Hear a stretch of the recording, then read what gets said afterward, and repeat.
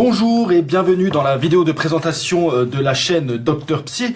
Alors, en quoi consiste cette chaîne? Ce n'est pas un mélange entre Dr House, le médecin, et Psy, le chanteur coréen. On est sur un truc un peu plus chiant. Alors, quand même pas à ce point, hein. L'idée, c'est effectivement de faire un truc un petit peu intello, mais si possible, quand même pas trop chiant. Donc, 3 mots-clés: évolution, psychologie, société. Donc, psychologie, c'est la thématique centrale de la chaîne.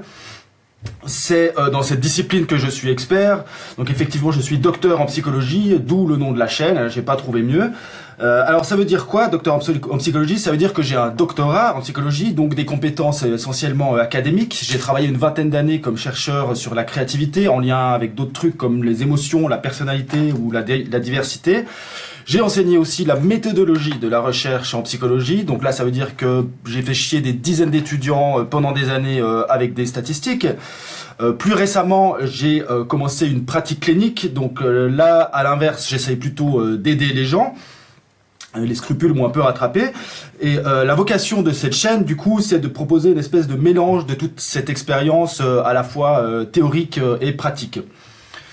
Donc je ne suis pas médecin, hein, c'est pas docteur au sens de médecin, ça je pense que vous l'aurez compris. Alors regardons d'un peu plus près de quoi va parler cette chaîne, parce que évolution, psychologie et société, c'est vaste. Donc l'idée de base, c'est d'explorer différentes dimensions de l'être humain, de nos origines à aujourd'hui. On va faire ça avec beaucoup de disciplines, donc ça veut pas dire que je vais distribuer des claques si vous comprenez pas ce que je dis. Ça veut dire qu'on va utiliser beaucoup de disciplines différentes dans le sens approche interdisciplinaire, pluridisciplinaire. Donc la psychologie et les sciences de l'évolution, évidemment, vu que je les ai déjà mentionnées, mais aussi occasionnellement d'autres disciplines comme l'anthropologie, l'écologie, l'économie ou encore l'histoire, parce que au fond, il n'y a pas que la psychologie en fait qui permet de mieux comprendre l'être humain. Donc on va piocher un peu à droite à gauche différents éléments dans différentes disciplines en fonction des thématiques, en fonction de nos besoins. On s'intéressera aussi à plusieurs niveaux d'analyse. Donc par niveau, j'entends par exemple le niveau individuel, qui est le niveau de base de la psychologie, le niveau des petits groupes qui sont historiquement à l'origine de la sociabilité humaine et qui représentent le plus gros de nos interactions sociales à l'heure actuelle, hein, la famille, les amis, le travail, etc. Et aussi après par extension des questions de société plus larges qui renvoient encore à d'autres mécanismes et qui ont d'autres implications. Donc c'est ça, cette idée de niveau en fait, hein, de l'individu à la société entière si on veut. Et en résumé, donc le concept, c'est comprendre notre espèce et notre époque avec un éclairage vraiment important apporté par les sciences de l'évolution, comprendre comment l'évolution a façonné notre esprit et nos comportements, et aussi transformer cette connaissance en action autant que possible, hein. C'est pas juste une entreprise purement intellectuelle là, c'est l'idée quand même de trouver des moyens concrets pour relever les défis actuels et améliorer nos vies à un niveau individuel et collectif. Alors vaste programme, c'est clair, hein, qui peut sembler un peu abstrait aussi. Pour mieux voir là concrètement de quoi il s'agit, je vous propose maintenant une vue d'ensemble en fait des grandes rubriques de la chaîne qui sont au nombre de 4. Donc la première, c'est tout ce qui porte sur l'histoire évolutive, là, qu'est-ce que l'évolution, pourquoi c'est utile, etc. Tout ça. Deuxième rubrique, ce sera une rubrique qui tourne autour de questions sur l'enfance et le développement et l'éducation. Troisième rubrique qui englobera tout un tas de défis collectifs, donc vivre ensemble, faire société, préserver l'environnement, gérer la technologie et tout. Et quatrième rubrique qui est une rubrique qui porte plus sur des défis individuels, donc réussir sa vie, faire du sport, arrêter la clope, être heureux, etc. Donc on va souvent se focaliser sur les liens aussi entre ces thématiques pour montrer l'intérêt au fond qu'il y a à s'embarquer dans autant de questionnements, hein. L'idée c'est pas d'accumuler tout un tas de petits questionnements qui n'ont rien à voir avec les autres, mais vraiment d'avoir une vision intégrée en fait et la plus complète possible là, de l'être humain aujourd'hui. Donc et clairement, donc on peut montrer vraiment déjà là quelques liens assez forts entre ces différentes thématiques. Par exemple, entre histoire évolutive et l'enfance et le développement. Donc l'histoire évolutive impacte l'enfance et le développement, par exemple parce que c'est l'évolution qui a façonné des mécanismes comme l'attachement ou comme l'apprentissage par imitation, qui sont essentiels au développement. L'histoire évolutive impacte également les défis individuels et collectifs, comme par exemple notre capacité à coopérer ou notre propension au bonheur. L'enfance et le développement, eux aussi, vont impacter ces mêmes défis. L'enfance est une période décisive pour l'avenir de l'individu. Et l'éducation, au sens large, en fait, est critique pour n'importe quelle société. Et ces deux types de défis sont interconnectés aussi entre eux. Hein. Difficile de s'épanouir dans une société de merde et difficile de constituer une super société à partir d'une bande d'abrutis. Alors je simplifie légèrement, on y reviendra. Et pour être complet, on pourrait même s'amuser encore à mentionner des rétroactions, donc c'est-à-dire des flèches qui vont dans l'autre sens, donc le fait que le destin collectif, les défis collectifs vont impacter potentiellement l'histoire évolutive de l'espèce. Donc par exemple, si on rate complètement la gestion de la crise climatique et qu'on flingue la planète, ça risque quand même de légèrement impacter notre histoire évolutive.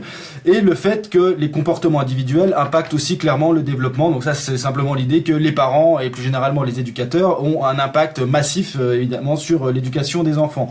On pourrait même encore rajouter des flèches et dire que la culture, donc le collectif, impacte aussi le développement des enfants, mais au bout d'un moment, si on met trop de flèches, on va plus rien capter, donc c'est pas le but. Pour l'instant, et ce sera la dernière partie de cette vidéo, j'aimerais juste prendre encore quelques minutes pour vous parler un peu plus en détail de chacune des rubriques et puis présenter le genre de contenu que vous pourrez trouver dans ces rubriques. Alors, à l'heure actuelle, il n'y a encore rien sur la chaîne au moment où j'enregistre cette vidéo d'intro, mais ça va venir. Donc première rubrique, histoire évolutive. Donc là on va parler évidemment de sciences de l'évolution, sans surprise. On va parler de Darwin évidemment et rappeler les bases de la théorie de l'évolution. On verra petit à petit ce qu'on appelle la synthèse moderne, donc c'est-à-dire l'intégration des idées de Darwin avec la génétique, une science qui est apparue un peu plus tard, après Darwin. À l'époque de Darwin, on ne connaissait pas les gènes et la génétique. Donc tout ça, c'est l'approche classique qui est très bien résumée dans le livre Le gène égoïste de Richard Dawkins, que vous connaissez peut-être. Mais on va pas se contenter de ça. Bien au contraire, on va s'intéresser également à ce qu'on appelle la nouvelle synthèse étendue, qui, comme son nom l'indique, va étendre parfois considérablement les idées de l'approche classique. Donc au fond, c'est surtout ça qui va nous intéresser, car c'est ça qui constitue les contributions les plus récentes, les moins connues et aussi, franchement, les plus utiles pour comprendre notre espèce. Donc là, je vais juste donner quelques exemples. Il y a parmi cette nouvelle synthèse étendue la notion de plasticité et d'épigénétique qui est très importante. Donc ça traduit le fait que notre biologie s'adapte très vite et en interaction constante avec l'environnement. Ça implique aussi que l'environnement peut activer ou désactiver certains gènes et que certains de ces changements épigénétiques, c'est comme ça qu'on les appelle, peuvent être transmis en fait sur plusieurs générations. Autre processus là central dans la nouvelle synthèse étendue, c'est ce qu'on appelle la sélection multiniveau. Donc ça implique que l'évolution agit à différents niveaux, à toutes les échelles, enfin à beaucoup d'échelles du vivant, donc au niveau des gènes, des cellules, des individus, des groupes.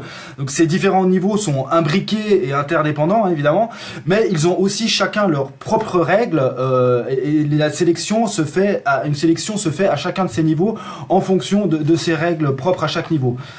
Donc cette sélection multiniveau permet d'expliquer notamment l'émergence de la coopération en remontant jusqu'à un niveau très profond, au moment même de la création des premières cellules, qui sont comme des petites organisations, comme des petites villes même si on veut. Donc cette approche, d'une manière générale, est très utile pour comprendre et réconcilier les tensions qu'il y a entre coopération et compétition. Ça, c'est vraiment deux notions qu'on va aborder hyper souvent et essayer de mettre en perspective. Coopération, compétition, c'est vraiment les deux grandes dynamiques évolutives. Autre phénomène, mécanisme souvent abordé dans le cadre de la nouvelle synthèse étendue, c'est la construction de niches. Donc c'est pas la niche du chien là, c'est le fait que certaines espèces vont modifier leur environnement favorablement pour être un peu plus confortable, on va dire. Donc l'exemple un peu typique, c'est l'exemple du castor qui construit les barrages, et l'être humain évidemment est champion toute catégorie de construction de niches. Aucune espèce n'a modifié l'environnement autant que nous, pour le meilleur et pour le pire d'ailleurs, ça on y reviendra aussi. Et dernière rubrique, enfin processus là qu'on peut mentionner, qui est aussi très souvent abordé dans le cadre de la nouvelle synthèse étendue, c'est la question d'évolution culturelle. Donc là, on plus de modifier l'environnement à notre espèce et d'autres aussi, mais surtout la nôtre. On construit une culture et on la transmet. Donc c'est un peu comme si on construisait un autre environnement, un environnement parallèle. Donc c'est particulièrement saillant avec le monde virtuel. Là, c'est vraiment un environnement complètement à part entière qui a été construit de toutes pièces par notre espèce. Mais il y a tout un tas de choses aussi qu'on a au quotidien, des bureaux, aux télés, aux bouquins et tout ce qu'on veut, qui sont en fait dont on se procure grâce à la culture, qui sont là grâce à la culture, et qui constituent au fond notre environnement au sens très étendu du terme. Donc dans cette rubrique générale là sur l'histoire évolutive, donc on va avoir des trucs de base comme les rudiments de la théorie de l'évolution, le machin de Lucie à Homo sapiens, c'est tout ça, les trucs un peu classiques, des trucs qui sont souvent un peu trop simplifiés en fait ou pas plus très à jour. Donc on va voir qu'il y a pas mal de nuances et d'éclairages et d'améliorations et d'étayages à apporter pour être un peu plus complet et un peu plus juste en fait dans ces explications. Et on va voir d'une manière générale, à travers toute cette exploration là, quels sont finalement les héritages de notre espèce, donc des atouts uniques évidemment, comme la coopération, le langage, la créativité, des trucs comme ça, mais aussi des contraintes parfois importantes. On a vraiment des contraintes liées à notre biologie, liées à notre histoire évolutive. On peut pas faire absolument tout ce qu'on veut, et il y a même aussi quelques pièges en fait quelque part qui se referment sur nous aujourd'hui en lien avec la culture, la technologie, des choses qui nous dépassent un peu et qu'il faudrait essayer qui peut être utile d'essayer de comprendre à la lumière des sciences de l'évolution. Deuxième grande rubrique, enfance et développement. Donc on retrouvera là différentes thématiques dans une perspective évolutive, comme par exemple la question de l'inné et de l'acquis. Vaste débat, on y reviendra. D'autres questions comme par exemple celle des périodes critiques qui représentent le fait que certains apprentissages ne peuvent se faire qu'à un moment particulier dans le développement, comme par exemple l'acquisition du langage. En gros, si on n'apprend pas à parler dans la petite enfance, eh ben on saura jamais parler. Et encore d'autres phénomènes comme par exemple le jeu, le rôle du jeu dans le développement. Le jeu est effectivement une activité essentielle dans le développement de l'enfant et il a des racines évolutives profondes. On retrouve d'ailleurs cette activité sous une forme ou une autre chez de nombreuses autres espèces. Autre point général, histoire et études de l'enfance. Donc l'histoire de l'enfance et la psychologie du développement sont des disciplines assez récentes, même si l'humanité s'est évidemment toujours occupée de ces enfants. Nous avons aujourd'hui une bien meilleure connaissance de cette période de la vie, alors qu'avant on s'en foutait un peu, on connaissait pas très bien, voire parfois on avait des idées fausses sur l'enfance. Donc l'idée par exemple selon laquelle les bébés ne ressentaient pas la douleur, c'était une idée qui existait jusqu'à il y a pas très longtemps. Autre point que j'ai appelé ici prodige et péril du développement, donc qui renvoie essentiellement à deux caractéristiques. Donc la première, c'est la plasticité incroyable de notre espèce pendant l'enfance, donc c'est-à-dire la capacité à apprendre prodigieusement tout un tas de choses avec une facilité déconcertante pendant cette période-là, à commencer par le langage de nouveau, qui est acquis absolument sans effort pendant la petite enfance, mais aussi le côté un peu obscur là finalement de cette fenêtre développementale, c'est des vulnérabilités durables qui liées à l'enfance, donc le fait que des carences ou des traumatismes vécus pendant cette période peuvent laisser des traces vraiment très profondes. On abordera aussi dans cette rubrique des questions plus actuelles notamment sur la parentalité. Donc notamment une chose sur laquelle je vais pas mal insister, c'est la parentalité positive et la parentalité intensive. Donc parentalité positive, c'est le versant plutôt bénéfique, donc c'est-à-dire arrêter de donner des baffes, expliquer les émotions, ce genre de choses-là. Par opposition, et la différence entre les deux est parfois fine, par opposition à la parentalité intensive, dont les effets sont plutôt néfastes là. Donc en gros, ça veut dire trop en faire, donc simultanément s'épuiser soi-même en tant que parent et priver son enfant de la liberté et de l'autonomie nécessaires à son développement en fait. Donc le mieux est l'ennemi du bien là, en quelque sorte dans ce domaine-là. On y reviendra aussi. Et dernier point qu'on pourrait résumer sous la formule éduquer pour l'avenir. Donc là, l'idée c'est de réfléchir d'une façon un peu plus générale que autour des questions de parentalité à ce qu'on peut proposer en tant que société pour favoriser le développement de l'enfant. Donc des mesures judicieuses de toutes sortes qui passent donc notamment par du soutien aux parents, mais aussi aux éducateurs, à l'école etc. Donc tout ceci nous amène à la rubrique suivante, troisième rubrique, les défis collectifs, donc vaste rubrique à nouveau. On va un peu sélectionner les sujets là ici, on va clairement pas s'embarquer dans une analyse exhaustive de la société. Donc premier défi de choix, j'ai nommé affronter la crise écologique, donc qui renvoie à toutes sortes de tensions et de dilemmes, notamment entre court terme et long terme, entre intérêt personnel et intérêt collectif, entre coopération et compétition. Donc ce sera intéressant non seulement comme sujet en soi, mais aussi parce qu'on retrouve vraiment des thématiques qui sont transversales aussi à d'autres sujets. Autre défi, naviguer dans l'ère de l'information, qui renvoie lui aussi à d'autres questions plus spécifiques, donc par exemple les biais cognitifs issus de notre histoire évolutive, les liens entre polarisation, conflits intergroupes et notre passé tribal. Donc on peut mieux comprendre et limiter tous ces problèmes grâce à la théorie de l'évolution. Aussi les fake news et tout l'écosystème de l'information que l'on peut éclairer entre autres à la lumière de l'évolution culturelle, en interaction bien sûr avec les besoins et les envies qui se situent plus sur un plan individuel. Troisième défi, lié aux deux premiers, maîtriser la technologie. Donc en gros, finalement là, tout le jeu c'est un peu de tâcher de se développer sans trop se casser la gueule.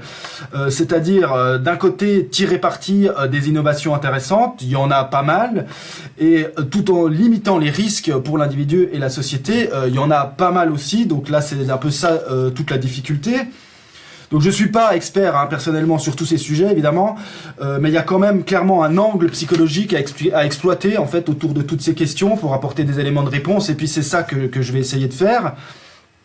Donc parmi les pistes un peu constructives, on peut penser à des perspectives pour renforcer la coopération. Donc on peut se baser sur l'évolution pour construire des organisations plus justes et efficaces, pour construire des groupes qui fonctionnent d'une manière plus équitable, parce que historiquement c'est quand même comme ça que les choses se sont faites. La question de l'équité dans les groupes anciens à l'aube de l'humanité était vraiment une question extrêmement importante. Donc on peut se baser sur des notions qui tournent autour de ça. On peut notamment utiliser les idées phares de la sélection multiniveau, évoquées avant là dans la vidéo, et plus généralement tout ce qui permet, encore une fois, de mieux comprendre ces fameuses tensions entre coopération et compétition.